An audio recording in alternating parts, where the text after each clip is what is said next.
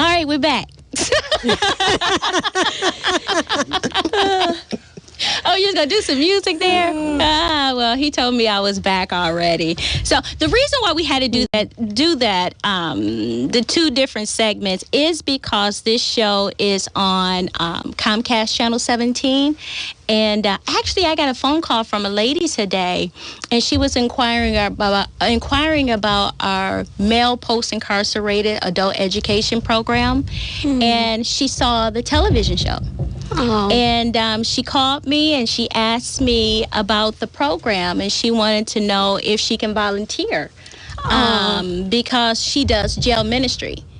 So actually, I was returning her phone call today. She does jail ministry. And even last week, we had such a powerful show on last week with one of our gentlemen. And you know what? Someone said they felt as though you might be called to be a pastor or a minister. Really? Yes, they felt it last week from you. Yeah, they did. I believe it. That is beautiful. You been called? Yeah, no, I haven't been called. Oh. I don't feel like that. Oh, well, keep listening because they think you have.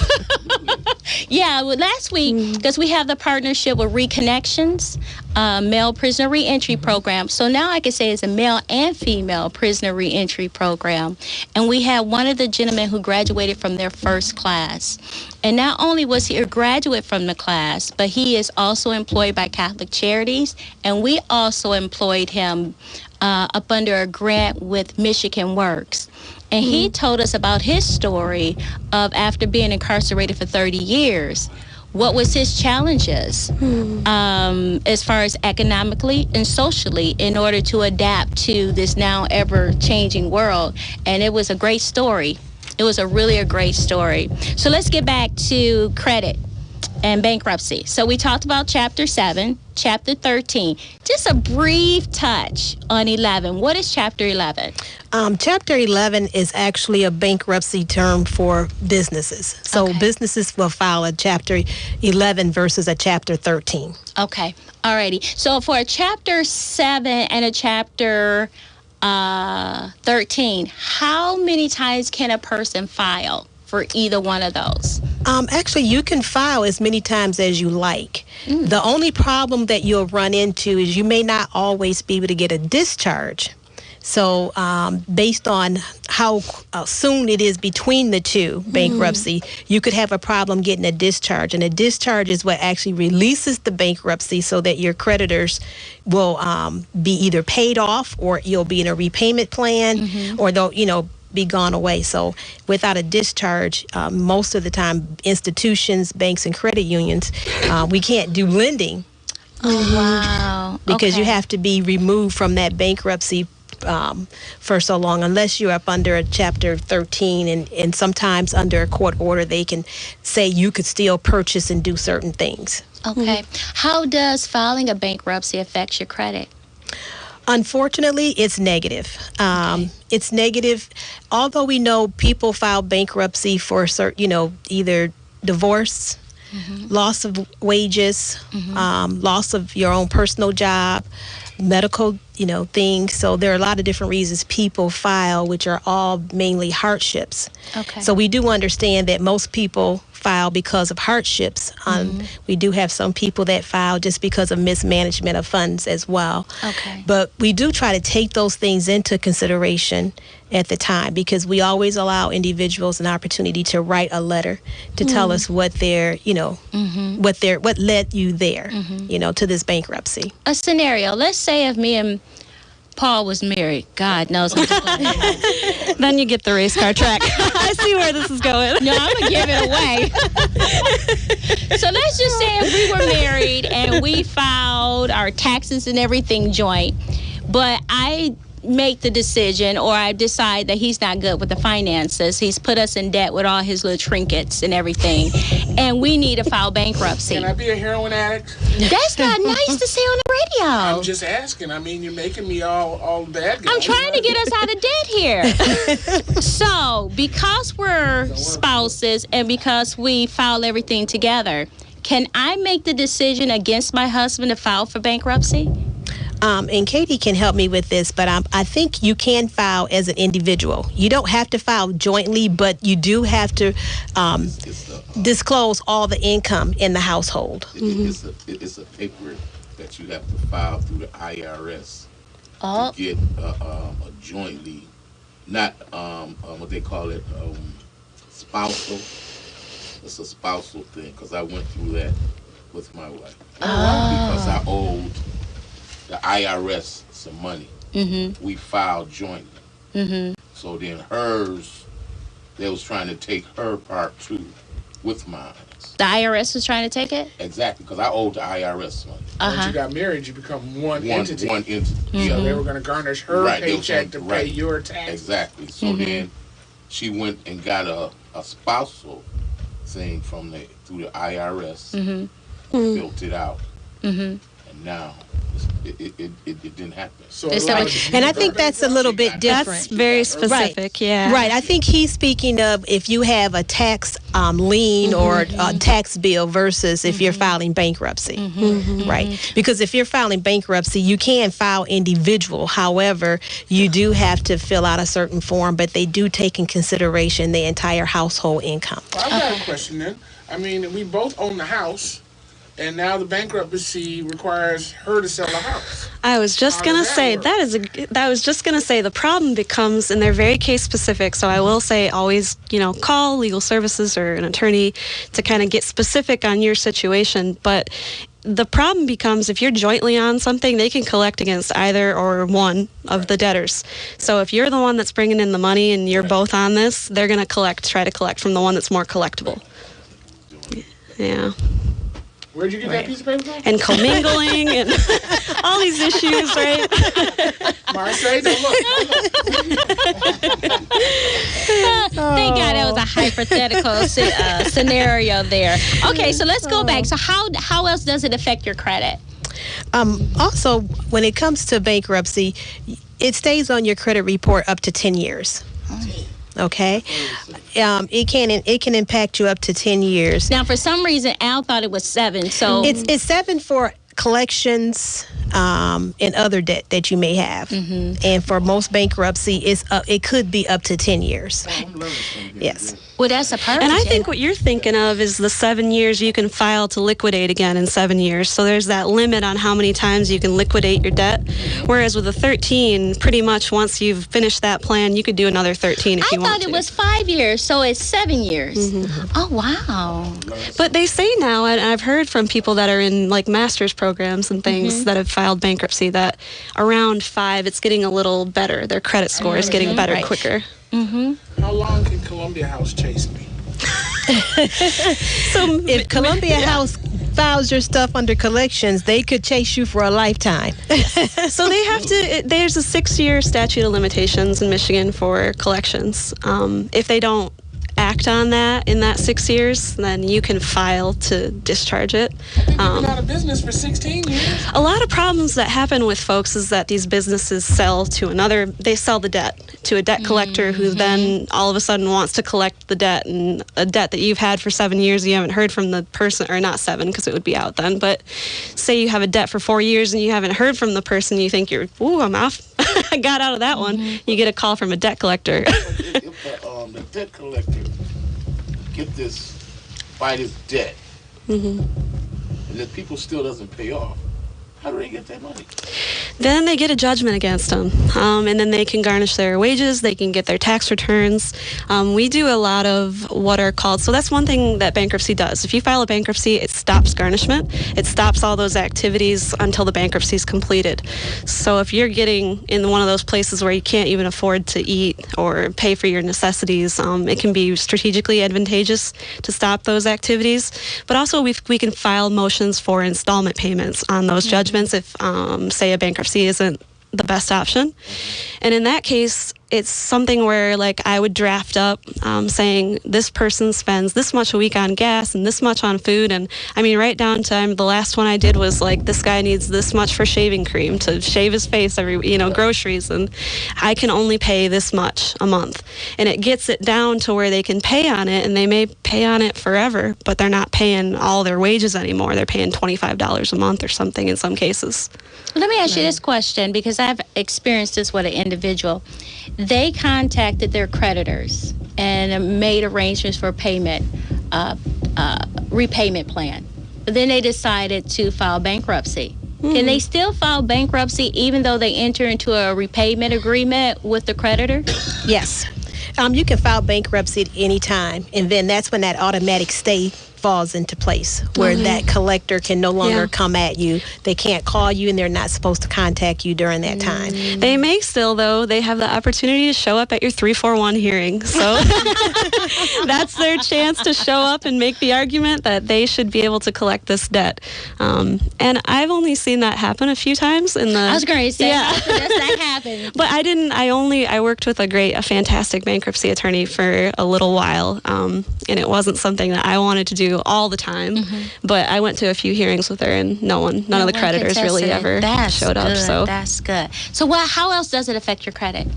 It impedes you from being able to, of course, purchase homes, things of that nature. Unfortunately, it doesn't stop you from being able to buy a car. You can go to any pay here, buy here place and buy a car, regardless to usually what your credit score is. Unfortunately, the car might break down a week later and you still owe a large debt on it, but you still would be able to purchase that vehicle. And why is that?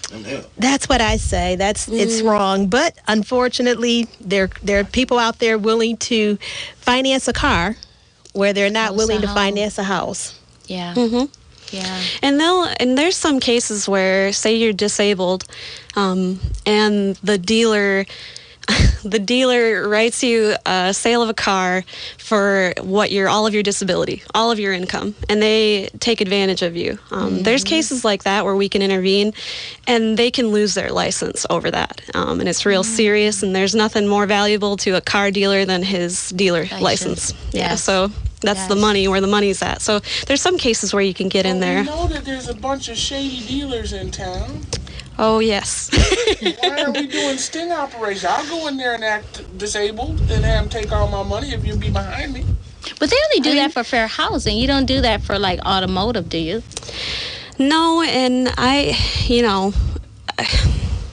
we don't do any testing in the Fair Housing Center for any consumer law issues, except for when it relates to lending. So the Fair Housing Act applies to if you're trying to get a home loan or something. But not a car loan.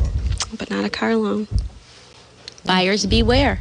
Buyers beware. Right. Okay, Pat. And one other way that it would impact you could possibly be applying for certain jobs. We talked about that week before last, and Paul Jr. got so irate because he thought that was so wrong, but that's the way of the world now. So talk about that. Well, it depends on what type of job you're going for. They look at credit. So sometimes in the banking world, they look at your credit because your credit is a part of your character. And so sometimes if you're going to be working with other people's money, they want to know if you're a good steward over yours. So that could be one incident. If you're going for most government jobs, I was told that they look at credit for those types of positions in some of those cases, and possibly for state jobs. Wow. Lawyers, we have to go through character and fitness, and you have to report if you've filed bankruptcy, because you're managing people's monies in some cases, so they want to make sure that they know you can be fiscally responsible. Yes. I had to take a test to be a videographer. We're talking about your credit check. Right, I checked my credit. You checked your credit. Right. Yeah, did they check your credit? I hired me. Okay. Let's keep going. You interrupted my guest. Well, no, Pat makes a great point, too, in the context of housing. Also, a lot of folks, they'll go in, a lot of places will charge the application fee, even if they know that they're not going to be eligible in some way. And I'm not trying to say that everyone is this predatory, but I know it happens.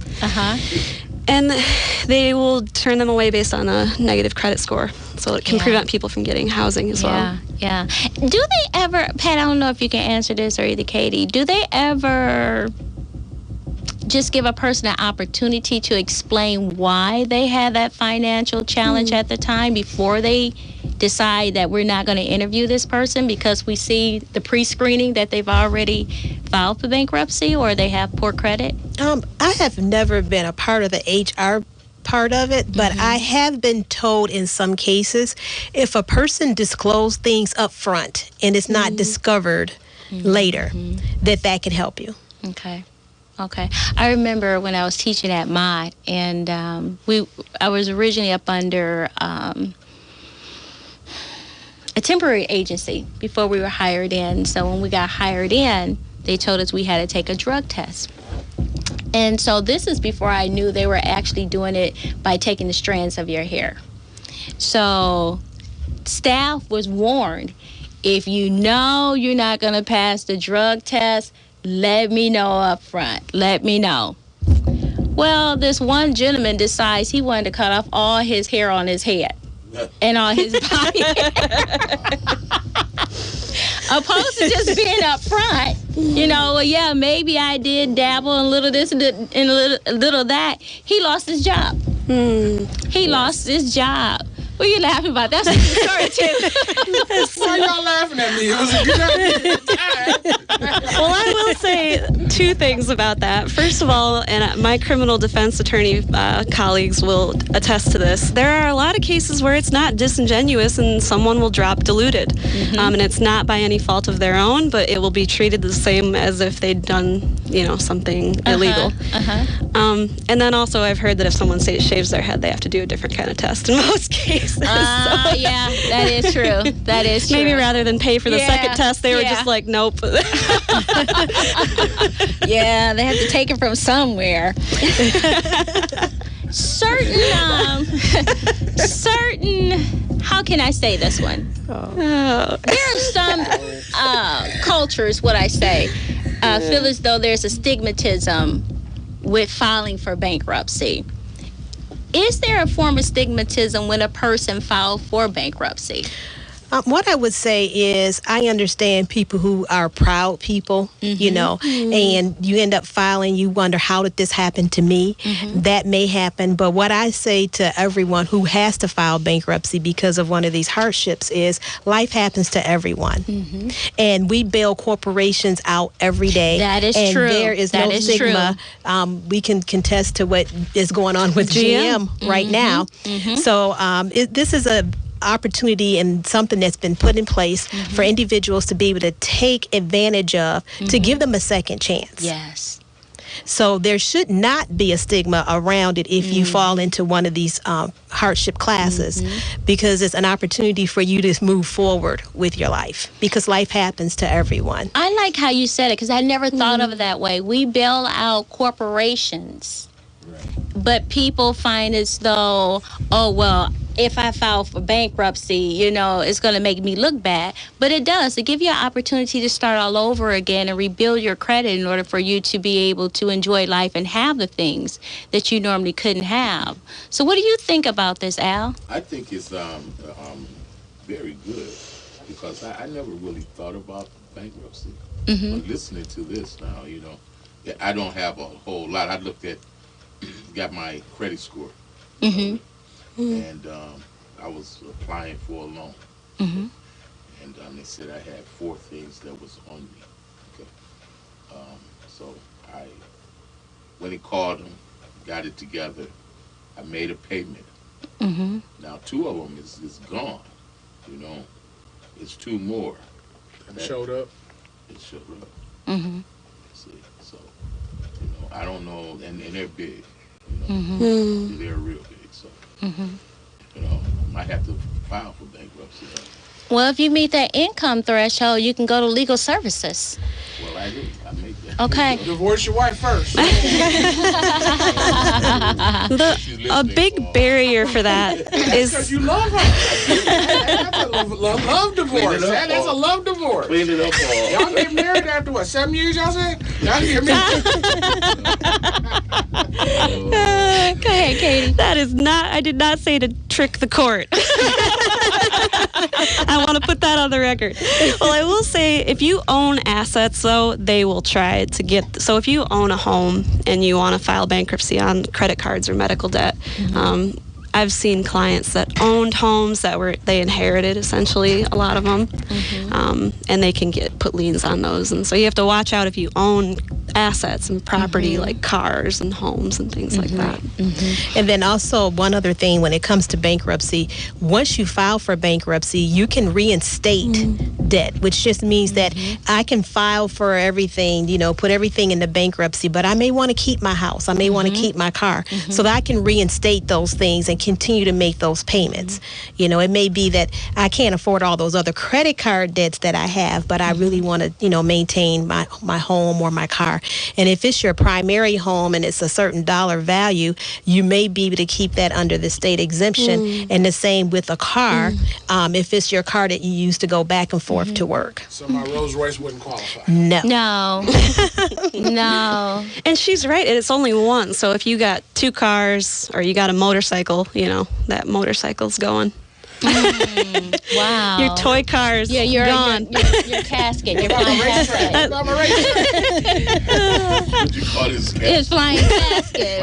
Yeah, it's flying casket. Did I tell you he stopped by our adult learning center one day? And I'm like thinking, well, how did you get here? He had some contraption parked on the sidewalk.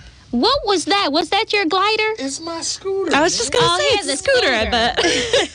Yeah, the scooter. I'm like, isn't it cold to be out here in the scooter? It's the only scooter in the city of Flint That's running in the wintertime. Whatever. It's enclosed. It's not halfway enclosed. Leave me alone. Oh, it was cold that day, too. He was in that contraption. Likes to feel the wind in his hair. I think he I does. had to stop at the dollar store and buy gloves. It was cold that day. It really was.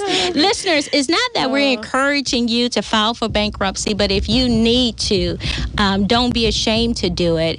And if you meet the income threshold, you can always go to legal services in order to get that help. Because I know the paperwork is very intensive, and it can be tricky. So don't feel ashamed if you need help with filing for that bankruptcy. So, Pat, I want to talk a little bit about Chemical Bank. Okay. Who is Chemical Bank and when did they get started? Tell us a little bit about Chemical Bank. Chemical Bank is 101 years old. Wow. We've been around for a very long time. We're about $20 billion asset as of our merger that we had last year in November. Who did you merge with? We merged with Talmer Bank. Oh, okay. Yes. And so we are now going to be headquartered in Detroit in the next coming years. Until then, we're still in Midland.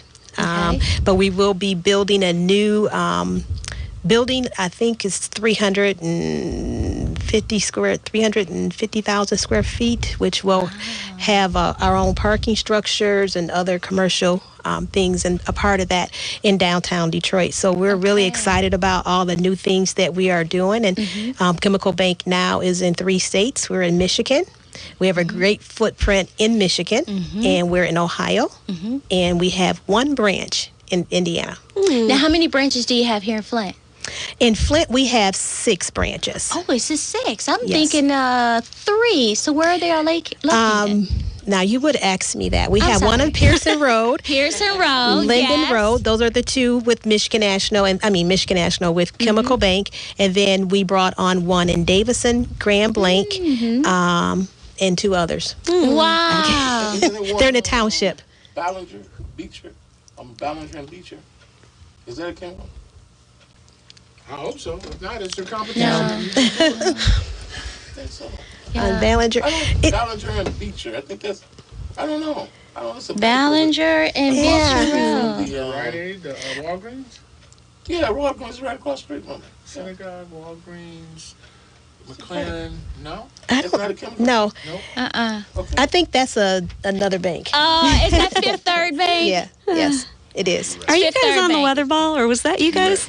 No, the Huntington. Huntington. That's what I'm like. I Yes. think so. Huntington. Yeah, Huntington is on there.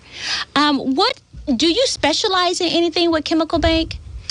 No, basically at Chemical Bank, we can do almost everything. We can do from take care of your personal banking to your commercial banking, your mortgage banking, your small business banking, your wealth management, your 401k plans, your estate planning.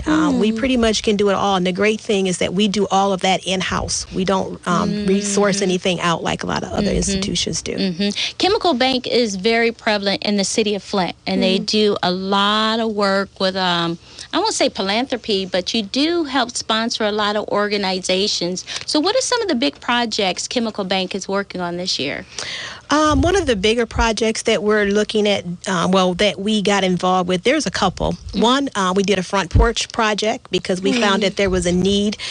With our grant program, we couldn't fix front porches, and we wanted communities to be able to, come back and live in their front yard versus staying in a house or living in their backyard, so they can be involved in what goes on. So we did that with Engagement Hub over on Martin Luther King Drive, and also we are working with Metro Community Development. We just did a large donation to them to help small business owners with micro lending.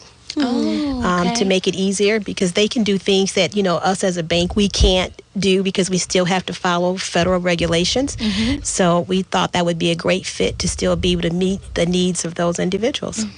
Wonderful, wonderful, wonderful. I'm very grateful for Chemical Bank and the partnership that we have with you guys, because if it wasn't for you, we wouldn't have been able to be in business as long as we have. A lot of people have a misconception about starting a not-for-profit. They think just because you start a not-for-profit, the money is going to be rolling in. No, you have to be established for a period of time in order for you to get that kind of funding. So how we were able to sustain for as long as we have is by seeking funds from corporate donors. We just started receiving federal dollars and state dollars just last year. But before then, we had to go to organizations like Chemical Bank, Flagstar Bank, in order to help us. So for those who are interested in starting a not-for-profit, the money just don't roll in because you say you're a 501c3. You have to be established for a period of time in order for you to get those larger dollar amounts. So you have to start out with some smaller organizations, and you have to meet what their mission is. And your mission, you fund several different types of organizations as far as your mission is concerned. We do. We have two separate missions. One, where I work under the CRA, Community Reinvestment Act, which means that we do donations that's going to help service low to moderate income individuals and families with affordable housing, economic development, or revitalization and stabilization of neighborhoods. Yes. I'm going to echo what you just said, because Pat, every time I see Pat, she's doing something really generous and engaged in the community. She's at our fair housing events.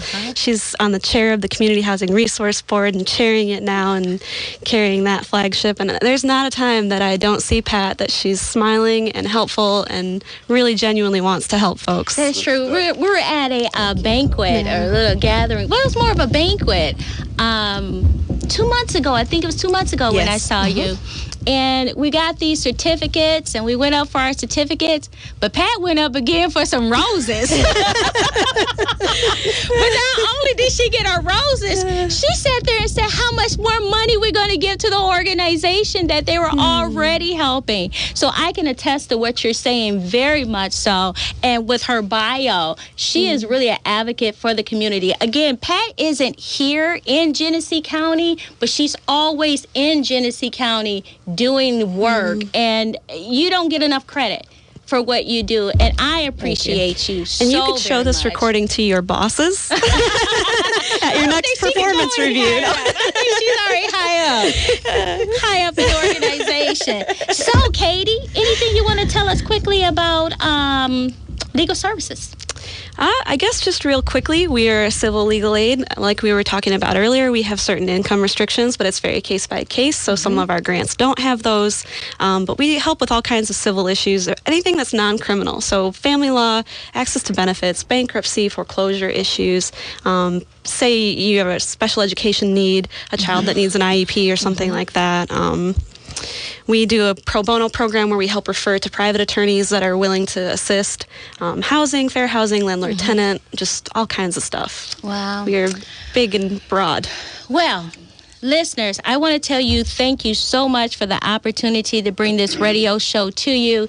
It has been a honest to God pleasure to be able to do this. We wish you the best for the holidays that are coming, and we hope that you would join us when we return back in April. Have a wonderful work week.